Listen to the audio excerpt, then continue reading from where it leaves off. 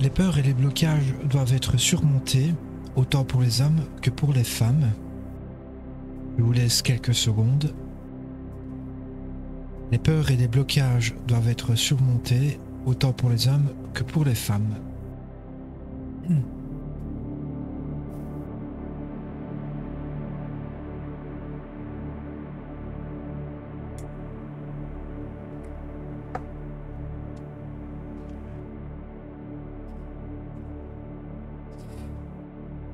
Les peurs et les blocages, c'est ce qui nous empêche de vivre.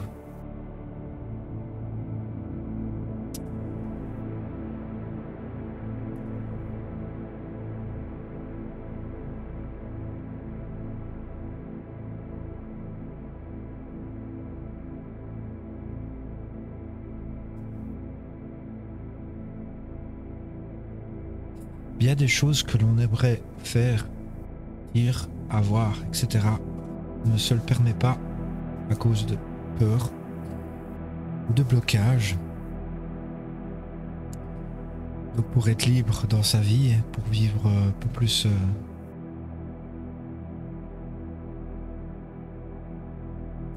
pour vivre un peu plus, entre guillemets, surmonter ses peurs, et je pense qu'il n'y a pas de plus beau combat que celui de surmonter ses peurs, peu importe laquelle, maintenant sans non plus se mettre en danger volontairement, mais peur de l'inconnu, peur de ne pas être aimé, peur du rejet, peur de la pauvreté, peur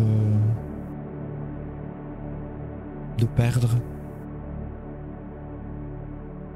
peur d'aller voir certaines personnes, de parler à certaines personnes, dire ce que l'on pense, dire et faire ce que l'on pense.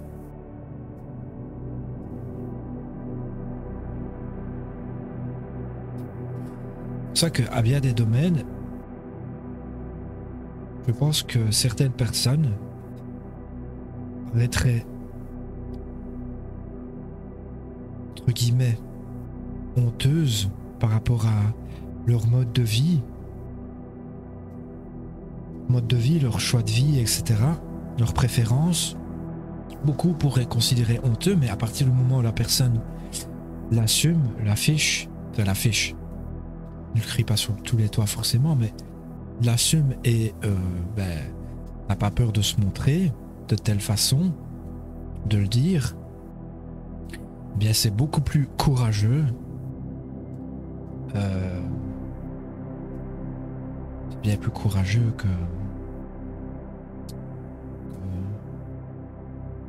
la personne, bien sûr, qui refoule ou qui se cache,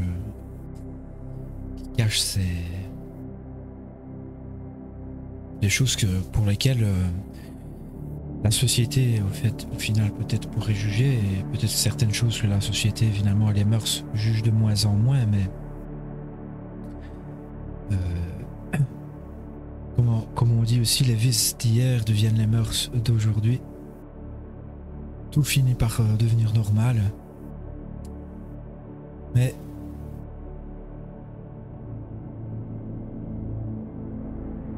revenons un peu aussi sur cette notion de peur et de blocage. C'est comme si, quand on se fait dominer par la peur, et qu'on est paralysé, en fait, pour faire ou dire ce que l'on veut, on est comme mort. J'associerais, ça inhibe, en fait, la peur inhibe. C'est cousin de la mort. Alors, j'aimerais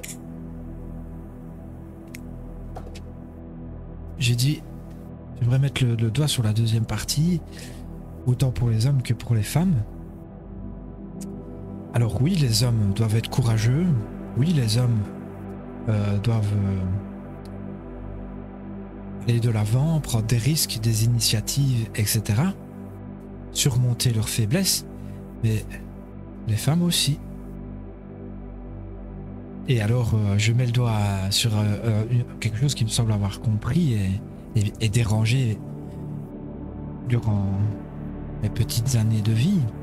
C'est que, dérangé, mais aussi dans la compassion quand même et la compréhension, c'est que je pense que les femmes sont soumises à la peur. La peur plus que les hommes, quoi. J'allais dire plus que n'importe qui d'autre, mais les hommes, quoi.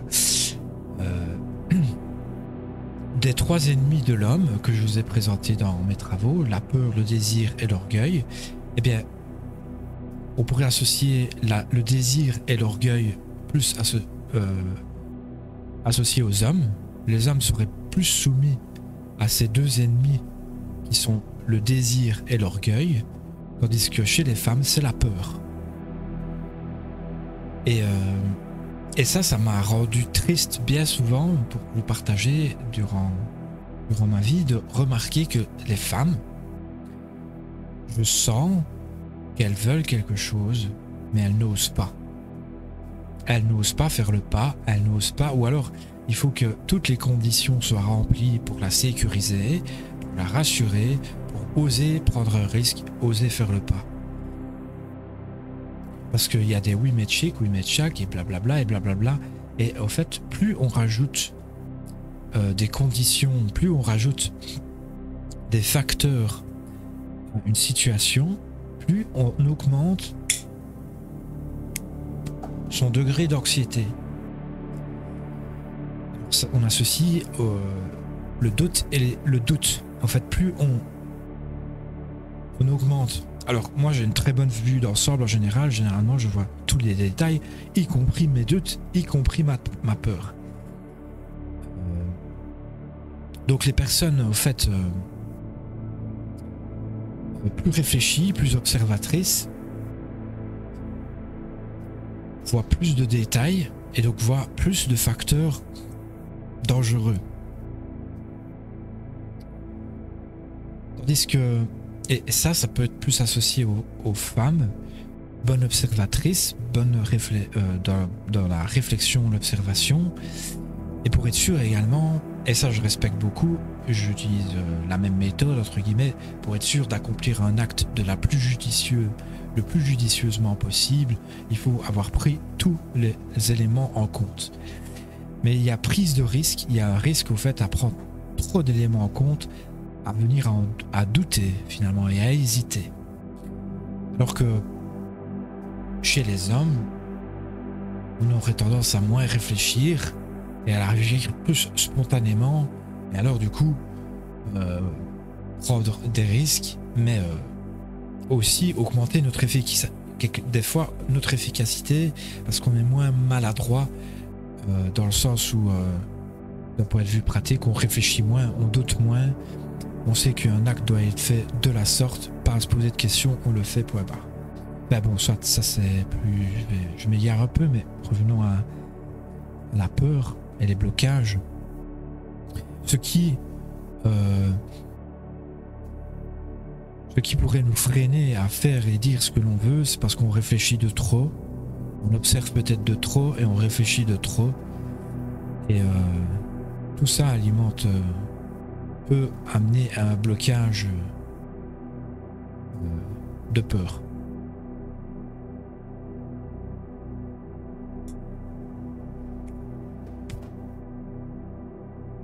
Et donc, sans faire le malin, mais au fond de ce qu'il me semble avoir compris, observé, lu, etc.,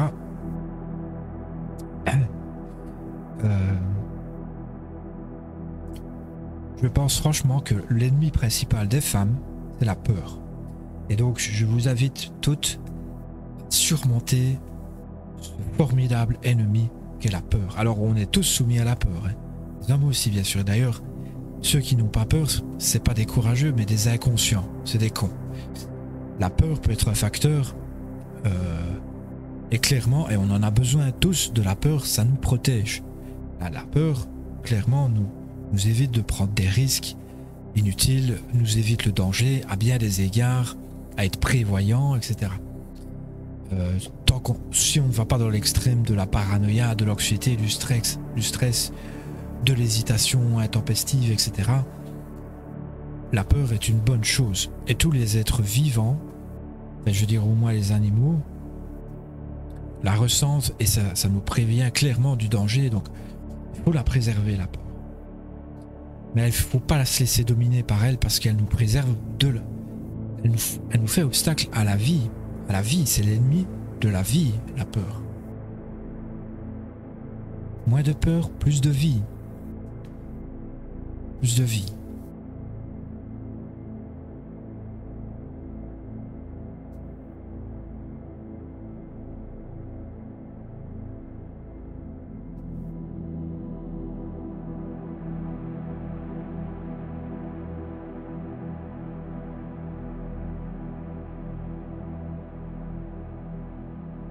Voilà. Je pense que c'est tout. Merci de me suivre et à demain ou à bientôt pour une nouvelle lecture.